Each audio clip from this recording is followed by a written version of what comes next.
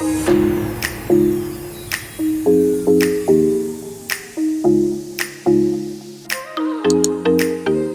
guys, welcome back to my channel. I don't quite know how long it's been since we've done a thrift flip, but I'm itching to do one.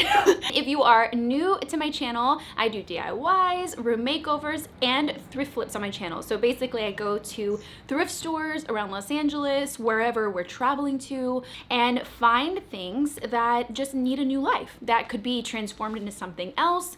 Whoa, I've done Kodak carousels into pendant lights for the side of my bed. I've done a set of jingle blocks into a tray. So if you want to catch up on any of those other thrift flips that I've done, I'll leave a whole playlist for you so that you guys can check it out after this video. So Romeo and I have been venturing out and kind of going further away from where we live in kind of central Los Angeles and branching out, seeing what else is out there where we can drive to, maybe about an hour out of town. So we spent an entire day yesterday doing that, and I found a lot of stuff. Like a lot of stuff that I didn't even want to change. So I'm going to be doing a complete haul over on my vlog channel coming soon. So roll the thrifting clips.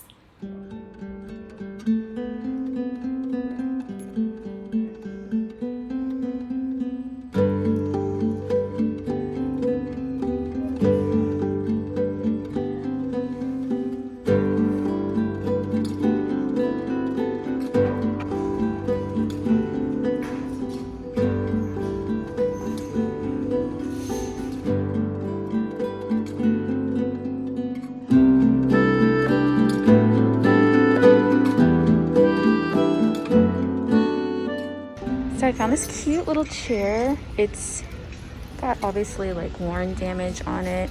I would recover it. It's only $4.99. First one I want to start on is my little chair. Everything in the store was 25% off. So that's what, $3.74. Like $3 for a chair is crazy.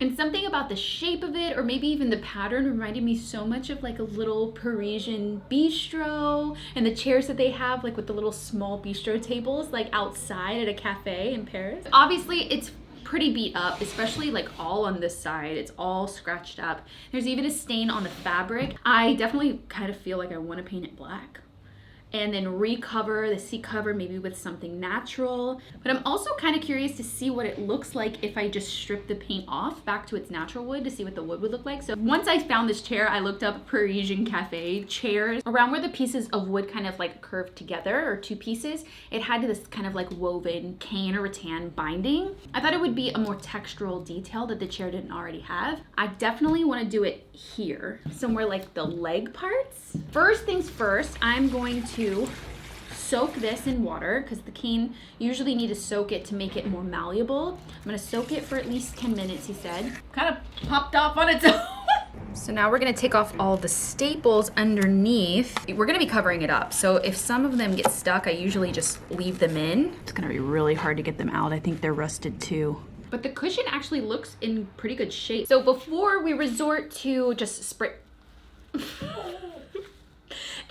painting it. So I have this antique furniture refinisher that I used on a trunk thrift flip. I stripped a little part off the bottom. I mean, the wood isn't anything special. And apparently this chair used to be white because it's stripped from blue to white down to the wood. I'm gonna sand down some parts that are a little jagged, and then we'll spray paint it.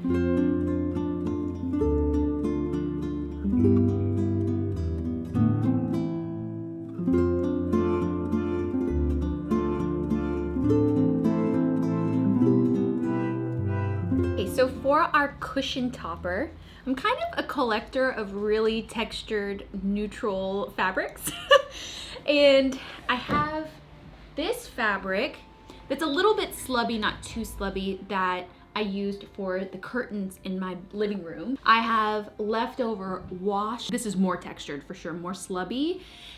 This is leftover from the pillows that I made in the living room. So all of these fabrics I kind of have used in some way. I have this textured fabric that I picked up in Texas. It was on super sale. More like a mini darker boucle, which boucle is like in my head what I would love. So I think I've settled on this fabric.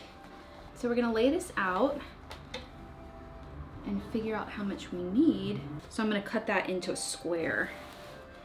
and work in opposite directions. So we're gonna do this side and this side, pulling it tight, and then do the other corner and then kind of evenly distribute.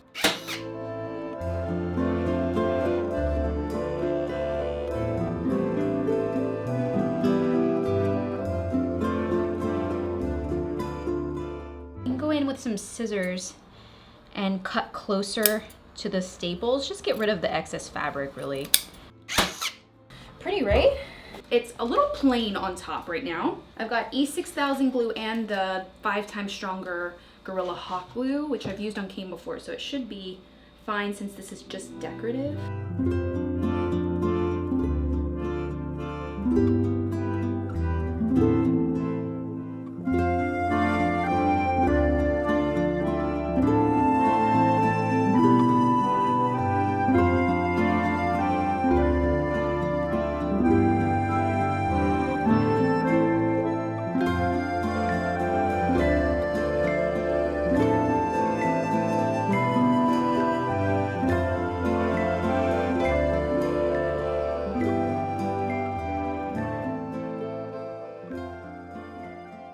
Okay, so for our next thrift flip, probably for the past several months, I've been on the hunt for some ceramic jugs because I always see them at the flea market or at real like boutiques, and they're so expensive. And I'm like, man, if I could find one in the thrift store, that'd be so great. And then Drew over on Lungo made the coolest lamp thrift flip. So he found the base and then added handles to make it look like an Anthropologie one that he had saw. I was like, MaCenna, make your handles. Then I was on a mission this time to just find vases that actually had kind of like a jug shape. I found this one first and I was like, oh, that's an okay size. It's a little small. And then I found this big guy. It was $6 and it's painted this very odd purple color. But with thrift flips, I always like to use stuff I already have, especially paints and supplies. So I have this natural tan color latex acrylic paint that I painted my breakfast nook that I thought would be really beautiful. If the dirt look that he did, I want to do that dirt look that he did too. I've seen a couple of other DIYers do it too, like my friend Cassidy did it. They both did it on darker paints. I want to see what that dirt looks like on a lighter kind of tan paint. But the first thing that we need to do is make some handles. So I have some clay, oven baked clay. We're gonna roll them out and kind of smush them on and then bake it. Just gotta work with it until you get it to kind of be the thickness of the handle. So I think this is a pretty good thickness and we can actually get 2 out of them. So I can cut it and kind of go like this kind of motion. So I'm gonna kind of mold it flat and kind of help it shape to the vase so that after it's baked and dry, we can actually glue that surface down. So something like that looks really nice.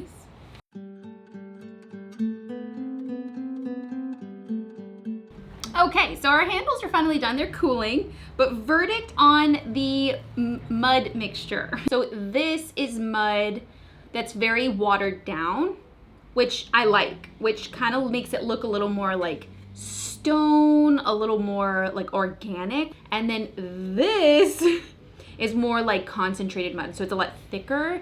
It's not as watered down. And both are really cool looks, but I definitely like the watered down. Like it totally transformed this color too. So it was a really good base to start with, I feel like. Our handles are dry.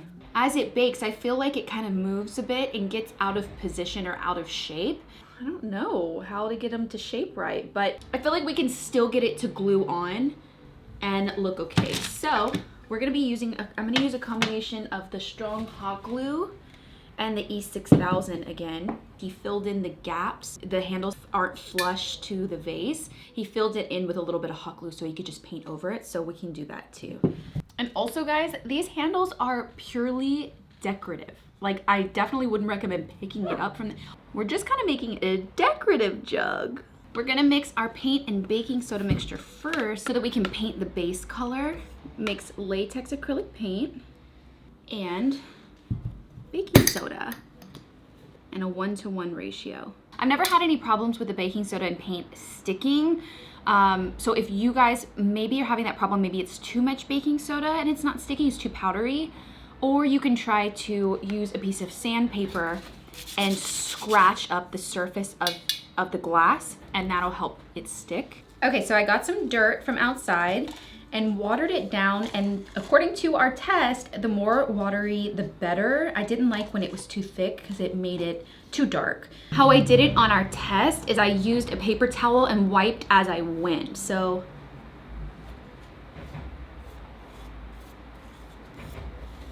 just do a little bit. Let's test it first. And you kind of rub it in like that.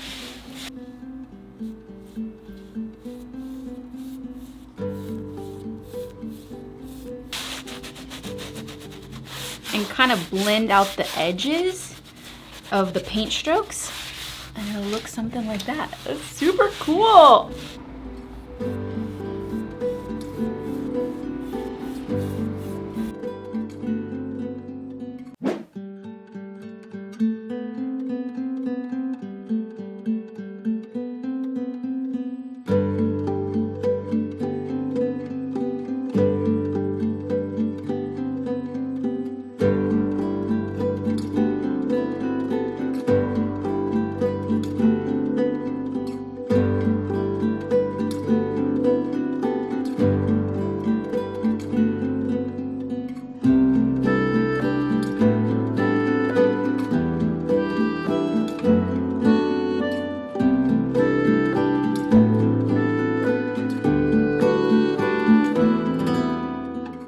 Okay, I think I might have saved the best for last. Well, we'll see.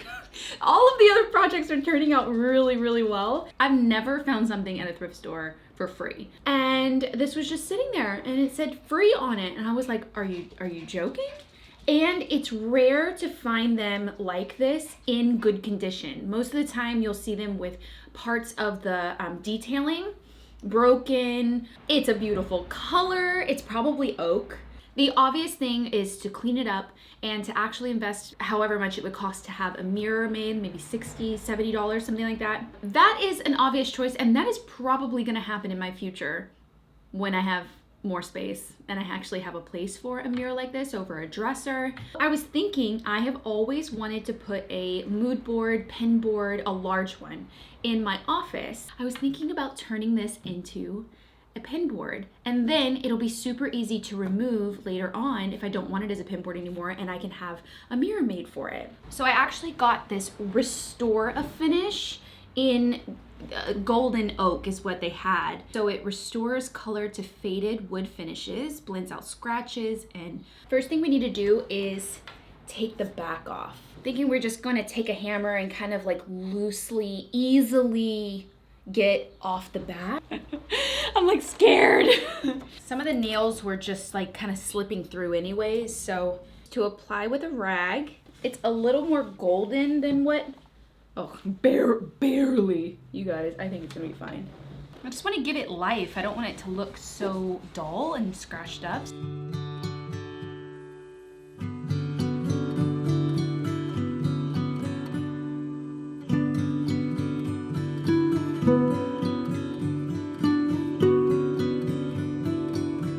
So you can see this is with the finish on, and then this is how dull it was kind of before. So it definitely makes a big difference. At Lowe's or any hardware store, they have insulation foam that they use, I'm assuming, in walls. They come in 1/2 inch and 1/4 inch and maybe even bigger than that. I got the 1/2 inch one because I was worried that once we cover it with fabric to make our board, it would add some depth because I only have 3/4 of an inch. If you didn't have a frame and you wanted to make kind of like a pin board, you can get 3 big panels out of it and put them on a wall, which would be really cool. To use the back as a template, but obviously we need to cut it smaller than this. So, and I'm just gonna trace it with a Sharpie. We're gonna cut in 1/4 of an inch, and I'm kind of gonna go eyeball it.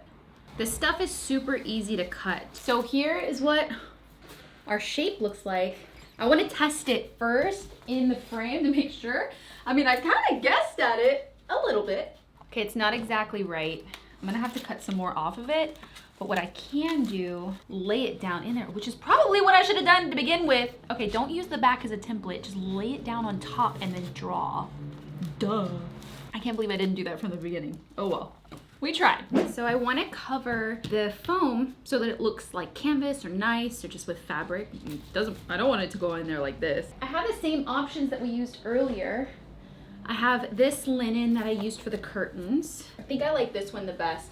It's not like so basic like canvas would be, but it's also not like overly like slubby and thick. Ugh, these wrinkles are so hard to get out. I remember doing the curtains, I had to like steam them a few times and kind of let them just fall out naturally. I'm gonna use some spray adhesive and spray it directly onto this foam and then place the foam down on top of the fabric so that it has a smooth surface. So when I'm pinning and stuff, it doesn't like shift or move around. I feel like it'll help it a little bit. And then we'll find a solution to how to glue or tack the fabric to the back of the foam. Yeah.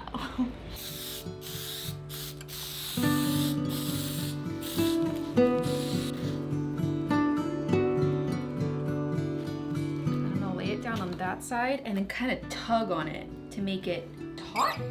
If that makes sense. I think I might try out the staple gun. Doesn't really stay. Things are meant to come out of foam.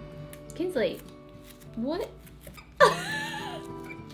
We didn't try the hot glue route, and I'm also, you can use a stick or something just so that you can press down the fabric without it being your finger, because that's how I always burn myself. Work in patches.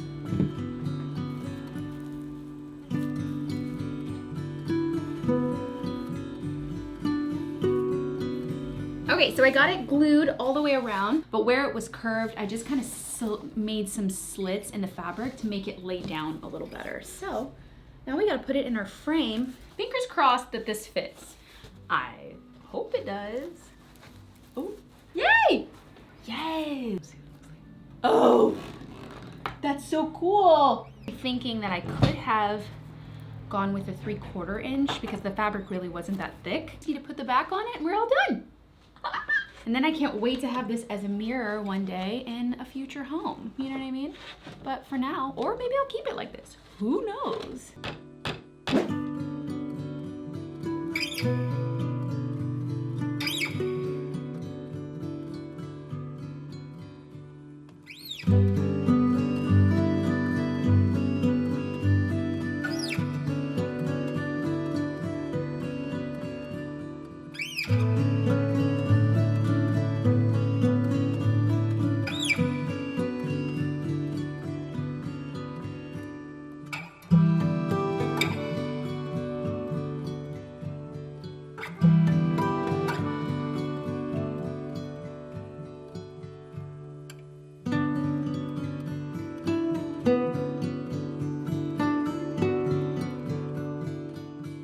I hope you guys enjoyed these thrift flips, and don't forget to catch up on all of the other episodes and let me know in the comments which one was your favorite, but you could say all of them. Like, if you guys did like this video, hit that like button. It helps the channel and the videos so much. And if you are not already subscribed, you're not gonna wanna miss an episode in my thrift flip series or any of the other videos that I post every Sunday here on my channel. So hit that subscribe button and the little bell notification so you know exactly when I upload, so you get alerted. And we are about to be in holiday decorating full swing. Starting next week, I am transforming my house. It's probably not gonna be just one video, it's gonna be several because I really want to do the holidays big this year. I feel like we're all ready for a little more happiness, a little more joy. Are you gonna help me decorate the house for holidays? For Christmas? Are you ready for Christmas? Bye guys. With it in there. Kinsley, what are you doing?